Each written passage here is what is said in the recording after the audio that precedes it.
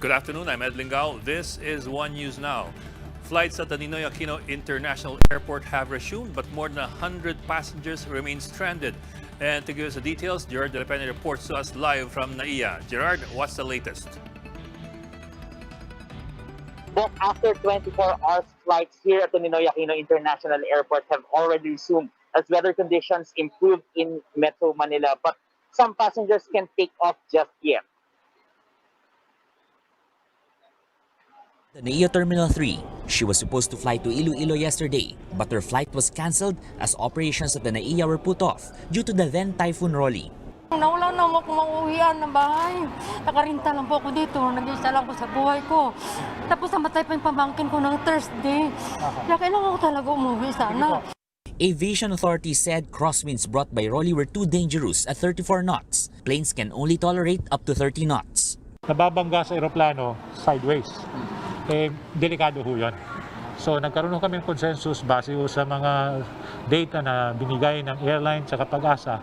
Nakapag-desisyon kami na to close the airport in 24 hours. As a result, more than 100 passengers spent the night at the terminal. Airport authorities told airlines to prioritize scheduled flights for today. However, not all passengers can make it to the provinces right away. Ang problema ho kasi, not necessarily is the flights, is the restriction of the local government. Doon tayo nahihirapan. Naga Airport sustained heavy damages. The Civil Aviation Authority of the Philippines said the passenger terminal building, fire station, and administration building were cleared and flights pushed through early this morning. CAAP still has no assessment of the damage at Virac Airport in Catanduanes as authorities there remain out of reach. Both authorities are also asking the passengers to confirm first their flights before coming here to the airport. Meanwhile, transport authorities also allowed for the resumption of all train lines as weather conditions improve here in Metro Manila. Gerard De La Peña reporting live from the NAIA. President Duterte is conducting an aerial inspection in areas hardest hit by Typhoon Rolly. In a Facebook post, presidential spokesman Harry Roque says the chief executive will check on the situation of Bicol and the Calabarzon region. According to Roque, the aerial survey will take place during the president's flight from Davao City to Metro Manila this afternoon.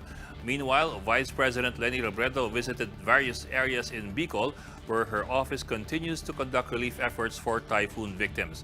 In a Facebook post, Robredo said they will go around Albay and Catanduanes after visiting Camarines Sur. Thousands of residents are still experiencing power outages following the onslaught of Typhoon Rolly. The National Grid Corporation of the Philippines, or NGCP, says its damaged transmission lines in Quezon and Batangas are now under repair. As for other hardest hit areas like Albay and Camarines Sur, the NGCP has yet to give a timeline when electricity will be restored. Meanwhile, Meralco says around 71,000 customers in Quezon and Laguna have experienced power interruption. Meralco spokesman Joe Zalariaga says they are hoping to restore power in these areas within 4 days. Tropical storm Rolly maintains its strength as it continues to move over the West Philippine Sea. Pag-asa says Rolly will likely weaken into a tropical depression before leaving the Philippine area of responsibility. As a result, all tropical cyclone wind signals have now been lifted. But Rolly is still bringing occasional gusts over northern Luzon. As of 11 a.m. today, the tropical cyclone was spotted less than 200 kilometers west of Subic and is still expected to exit PAR by tomorrow morning. On the other hand, Tropical Storm Shoni has accelerated west-northwestward while maintaining its strength. Because of its erratic movement, the State Weather Bureau says there is a high degree of uncertainty about its track. Although Pag-asa reminds the public to prepare for the possible impact of Typhoon Shoni or Tropical Storm Shoni, as it is forecast to make landfall over northern Luzon as early as Thursday. Residents near Mayon volcano, for more updates, visit News 5, The Philippine Star, and Business World Online. Visit our website, onenews.ph, for more in-depth analysis. You can also catch One News on the Signal Play app. Register for a free account now at www.signalplay.com and stream One News live anytime, anywhere. I'm Ed Lingao, and we are One News.